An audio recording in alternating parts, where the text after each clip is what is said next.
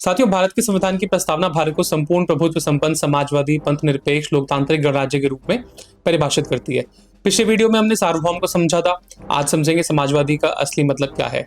समाजवादी का अर्थ है समाजवाद को मानने वाला। समाजवाद एक ऐसी विचारधारा है जो कहती है समाज के संसाधनों का उपयोग सिर्फ कुछ लोगों के लिए नहीं बल्कि पूरे समाज के हित में होना चाहिए। इसका उद्देश्य है समानता और न्याय। लेकिन ध्यान दीजिए, समाजवाद का कोई एक ही रूप नहीं होता। भारत में इसका अर्थ कम्युनिस्ट व्यवस्था नहीं है। भारत का इतिहास कठिन रहा, विदेशी शासन रहा, गरीबी रही, संसाधनों की कमी रही।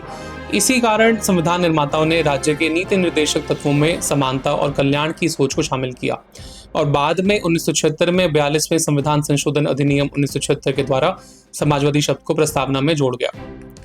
अब बात सबसे महत्वपूर्ण यह है कि भारत में समाजवादी का अर्थ है कल्याणकारी राज्य, अर्थात राज्य यह सुनिश्चित करेगा कि हर व्यक्ति को सम्मानजनक जीवन और समान अवसर मिले। भारत की अर्थव्यवस्था मिश्रित अर्थव्यवस्था है, जहां सरकारी और निजी दोनों क्षेत्र काम करते हैं। जैसे रेलवे सरकारी है और बस या हवाई सेवाएं निजी भी हैं। स्टेट बैंक ऑफ इंडिया सरकारी बैंक है, जबकि HDFC बैंक निजी बैंक है।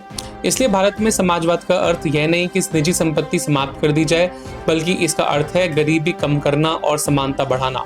उदाहरण के रूप में आप देखिए, सरकारी विद्यालय, सरकारी अस्पताल, मिड डे मील और आवास योजनाएं समाजवादी सोच के उदाहरण है। अंत में भारत के संविधान में समाजवादी का अर्थ है एक ऐसा राज्य जो समानता लाने का प्रयास करे बिना निजी व्यवसाय को समाप्त किए।